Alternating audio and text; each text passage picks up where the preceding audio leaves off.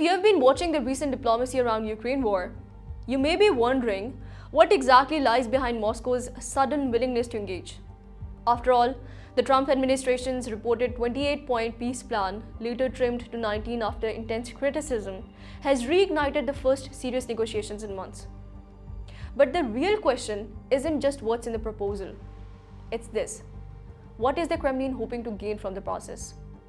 Many analysts believe the answer goes far beyond securing a ceasefire. Russia appears to be using the talks as a tool to reset the geopolitical map in its favor and secure long-term leverage in Europe.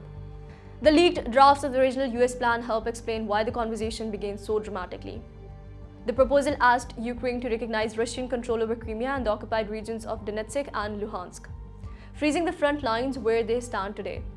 In exchange, Washington would provide legally binding security guarantees, reconstruction financing drawn partly from frozen Russian assets, and would limit Ukraine's military to around 600,000 troops.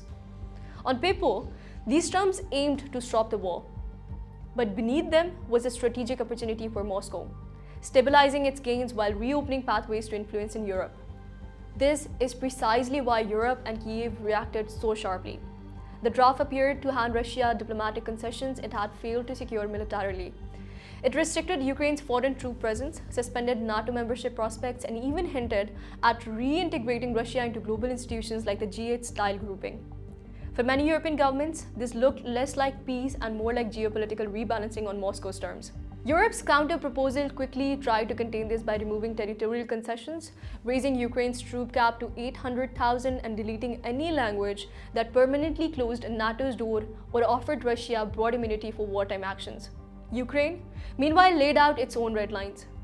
Kyiv insists on enforceable security guarantees, the right to maintain a strong and modern army, and rejection of any unilateral land for peace deal. From Ukraine's perspective, Russia's geopolitical ambitions extend far beyond the battlefield.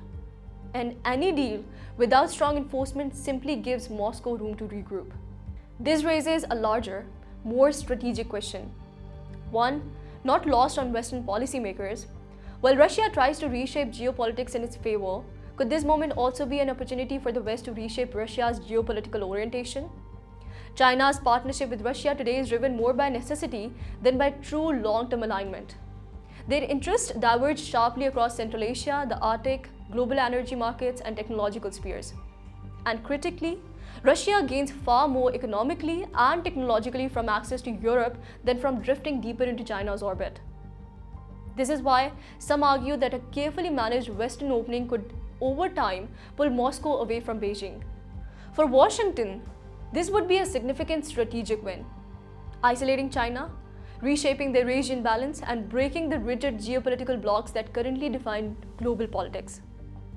In other words, even as Russia uses peace talks to reset power lines for itself, the West may see a chance to shift those lines in its own favor.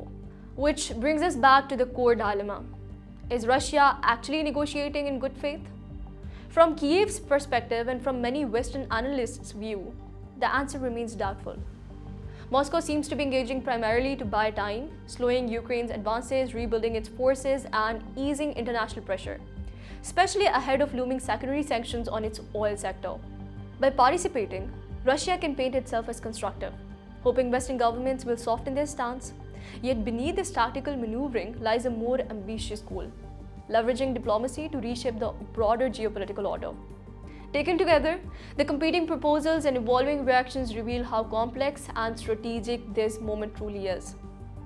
The US opened a sweeping conversation, Europe reshaped it, Ukraine defended its red lines, and Russia entered the process with a clear desire to reconfigure power dynamics in Europe and beyond. But this same moment, ironically created by Russia's ambitions, may also offer the West a rare geopolitical opening, the chance to gradually loosen Moscow from Beijing's grip. Whether this diplomatic path leads to real peace, geopolitical realignment, or simply another phase of maneuvering remains uncertain.